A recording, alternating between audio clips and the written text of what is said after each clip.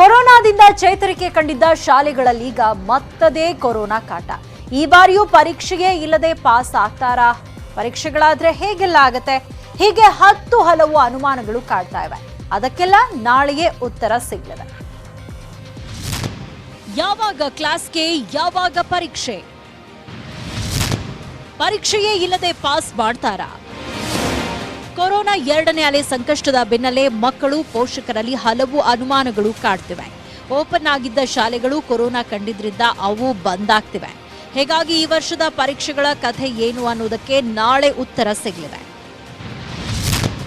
1ರಿಂದ 9ನೇ ತರಗತಿಗೆ ಮೌಲ್ಯಾಂಕನ ಪರೀಕ್ಷೆ. ಖಾಸಗಿ ಶಾಲೆಗಳ ಒಕ್ಕೂಟದ ಜೊತೆ ಚರ್ಚಿಸಿ ನಿರ್ಧಾರ. 1ರಿಂದ 9ನೇ ತರಗತಿ ವಿದ್ಯಾರ್ಥಿಗಳಿಗೆ ಪರೀಕ್ಷೆ ನಡೆಸುವ ಸಂಬಂಧ ಶಿಕ್ಷಣ ಸಚಿವ ಸುರೇಶ್ ಕುಮಾರ್ ನಾಳೆ ಸಭೆ ಕರೆದಿದ್ದಾರೆ. 1ರಿಂದ 9ನೇ ತರಗತಿಯವರೆಗೆ ಶಾಲೆ ಬಂದ್ ಆಗಿದ್ದು, ಪರೀಕ್ಷೆ ನಡೆಸಬೇಕೋ ಬೇಡವೋ ಎಂಬ ಕುರಿತು ಮಹತ್ವದ ನಿರ್ಧಾರ ನಾಳೆ ಪ್ರಕಟವಾಗಲಿದೆ.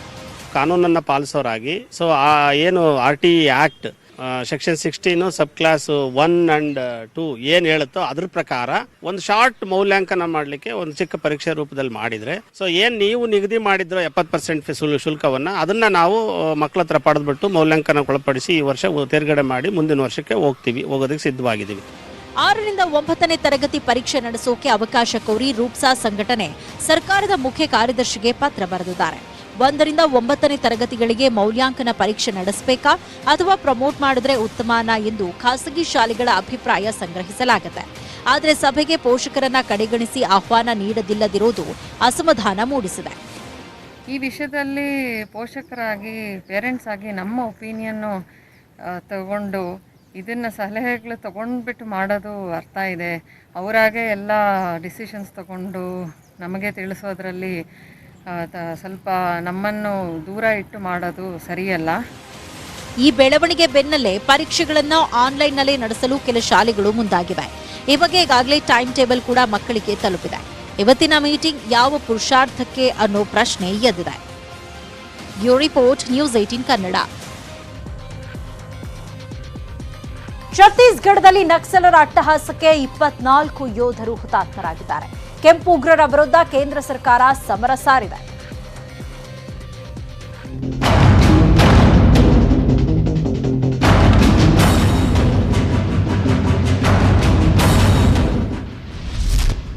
ಮತ್ತೆ ಬಾಲ ಬಿಚ್ಚಿದ ಕೆಂಪು ಉಗ್ರರು.